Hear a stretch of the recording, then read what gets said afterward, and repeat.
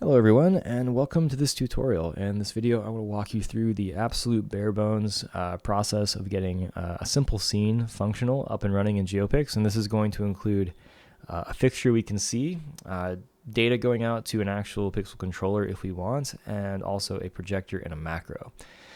So in GeoPix, the basics of any functional scene is these three things. You have a fixture or a surface object or both, or many, and this is what receives the content, right? This is what you're actually driving. And then you have a projector, which is kind of the conduit between the I/O tab, the content, and the actual 3D world, right? So the projector takes that content and it puts it onto the fixtures.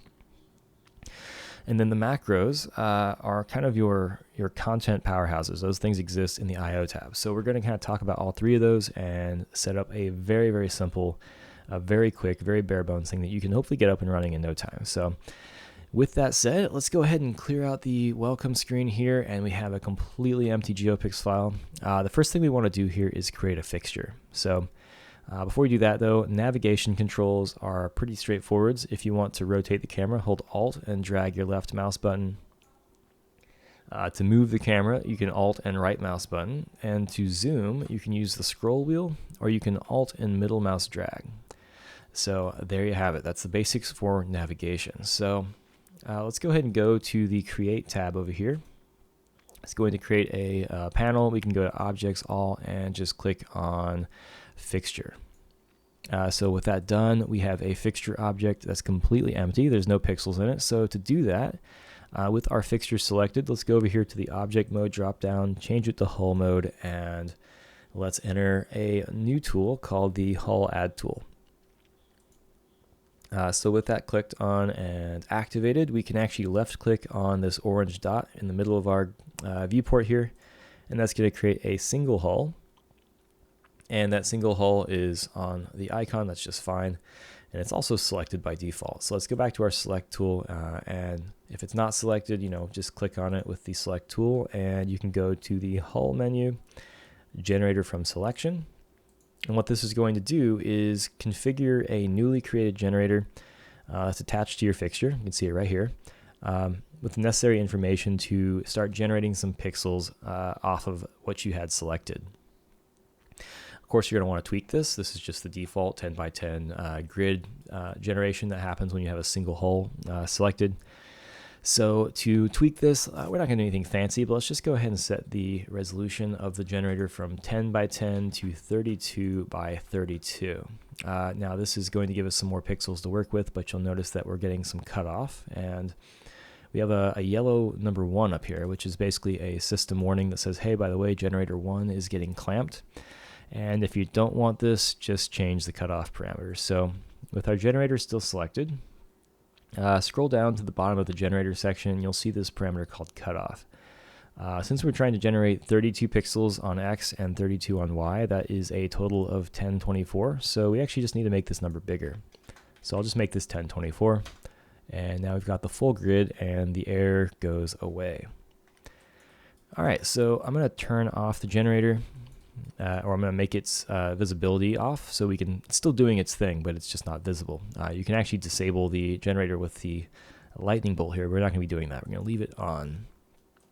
Okay, so we have a 32 by 32. That's honestly fine for this video. We don't need anything more complicated than that. The next thing we want to do is create a projector. So we have the fixture, we have the pixels, and they just exist here in space, but we have no way of getting content onto those actual pixels. You'll notice that if you select the fixture, it pulses green, and you will see that on your actual pixels in real life, but that's not really content. That's just a UI component, essentially. All right, so deselect everything, go to Create, Objects, All, and click on the Projector button. This will create a unit projector, 1 meter on all sides. We don't care too much about scale for now. Let's go ahead and grab our Move tool, and we'll just drag this projector back. It doesn't matter how much. I just want to make sure that it's not overlapping too much on the fixture. It's just back a ways, and then we'll grab our Scale tool, and we'll just scale this up on X, scale this up on Y. Just make sure the projector is totally wrapped around this fixture, right? It's covering it completely. That's fine. That's all we need to do for the projector, but let's just make sure our projector's functioning before we move on. So with our projector selected, let's go ahead and go down to constant color, and we'll just crank up the red. And this looks good. We see the projector turns red, our pixels turn red. All is well between our projector and our fixture. So we'll go ahead and reset this back to default, and we're done with the projector for this video. We can really just move on to the content. So over here in the I/O tab, navigation here is a bit different. If you're looking at the graph, you can left click to move around, but you have to left click on the actual graph. Right click on the graph will actually marquee select some things, and you can use the scroll wheel to zoom in and out. This is a two-dimensional graph, not a 3D one, so it's a little bit simpler to navigate. Okay, so we're not going to get into the nuts and bolts of the I/O tab too much, but just know that there's basically two levels, right? You have the higher level and the deeper level. The higher level is where you create things like macros, and the deeper level is where you create things like generators. Now, you actually cannot create a ramp, for instance, in the upper level that we're in right now. You'll notice that it says you need to be inside of a macro to create that, and so the workflow here is always to create a macro first. So we can do that, and we'll just left click somewhere to place the macro. And then once we have a macro created, it comes in default with 2 nodes, right? So a macro technically won't have any connectors, and it's totally neutral state, but this is just how the macro looks when you make it. It's got a very simple network inside. So with our macro selected, let's go ahead and enter our macro just briefly. We're not going to talk about any of this stuff, but I just want to show you that we have a ramp and a texture out node, right? And this is a very bare bones thing. You should have this too by default, and we're not going to edit this whatsoever. We're just basically going to let this play. So we'll exit the macro here. And this macro is currently not playing. It's not doing anything, but to make it play, we just need to select the macro and go down here to the bottom left, and you'll see a little small start the current macro button. So we can just click on that, and our macro should start playing. Its default length is 2 seconds, so you can see it's looping over the span of 2 seconds, and it just goes back to the beginning. Okay, so the last thing we need to do, if you notice over here in the editor, nothing's happening. So that's because the macro is not connected to this projector in any way. So we need to actually do that by connecting its texture out slot here, this connector, to projector 1. Now, it's good habit to name your projectors. So let's call this projector LEDs RGB. You can name it whatever you want, but you'll notice that over here in the I/O tab, after you rename it, that that projector input gets renamed as well. So just drag the texture out, and we'll just plug this straight into our LEDs RGB slot, and you'll see that it's connected because when your macro is selected, you'll have this yellow dotted line. If you deselect the macro, it's still connected to that projector, you just don't see the line. This line only shows up when you have a macro selected. Okay, so if we head back over to the editor tab, you'll notice that we now have some stuff happening. So that's the basic setup for a fixture projector macro kind of combination. Just to recap, our macro, which is just playing on loop, is piping its only texture output node into the projector, and the projector is taking that and orthographically projecting it onto our fixture. And that's pretty much the gist of it. Now, this is going to show up in GeoPix, but to actually get this to show up on our real-life pixels, there's a few more steps that we have to do. So to kind of dive into that, I'm going to go ahead and turn off the visibility of this projector. It will still function. It just won't be seen. Okay, so with select mode enabled, let's grab our fixture. And let's just scroll down really quick and talk about the address section. So you have channel and universe. These are basically your starting channel and your starting universe. This would be just like setting the starting address for a DMX light, right? No different. And then below that, you have your device ID. This is set to basically 1 by default. And you have 16 different device IDs. And what this does is it links your fixture, and you might have a lot of fixtures in your project, right? And you might have some of those fixtures going out to one pixel controller, and you might have some of those fixtures going out to another. And so the way that you associate a fixture with different pixel controllers is by changing the device ID here. So if we go over here to the File Preferences screen, this is where you manage all of your global inputs and outputs in GeoPix. And so we actually are interested in this slot called DMX out. So if you click on this, you have 16 different device out banks that you can utilize. And the first one is device ID 1. So if you're using device ID 2, you'll want to configure DMX out device 2, right? So on and so forth. So with 1 selected and 1 set in our device ID, we can go ahead and configure our protocol here. So the two most popular ones that you'll probably be using are ArtNet and Streaming ACN. ArtNet's by far the simplest in terms of troubleshooting and getting it running, so we'll just talk about that. Rate multiplier is basically going to, if it's set to every frame, GeoPix will send out a frame update, or will try to, every single frame, right? We're running at 60 FPS. ArtNet's like around 40 FPS, so you're already going to be capped a little bit, but you can set this down to 30 or every third frame, every fourth, etc. Below that, we have the active toggle. So when you get this all configured, just turn it on.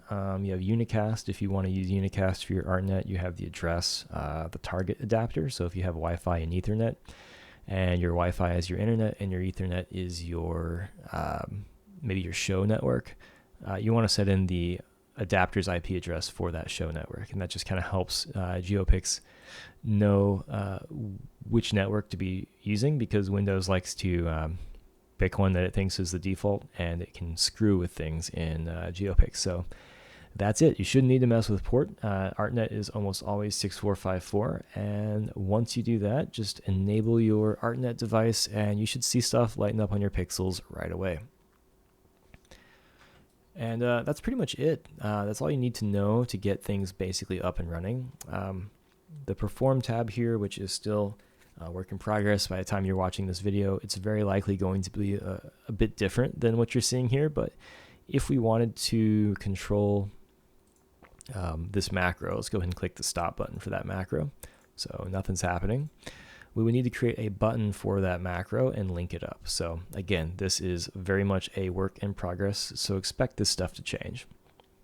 So if you go to the Create tab, we can make a Viz widget, which this just gives us kind of some eyes and sight into our editor here, so we can kind of see what's going on. So you want to set your camera up, right? Get into position here, and then in the Perform tab, you're going to see the same thing. Next, let's just create a very, very simple macro widget. So if you go to generic widgets and click on macro, this will create a single button. And by default, this isn't linked to a macro. You actually need to link it to a macro, and there'll be better tools and workflows for doing this in the future. But for now, you just have to type in the name of the macro. So let's go over here and let's give our macro a meaningful name. We'll call this Hello World Macro.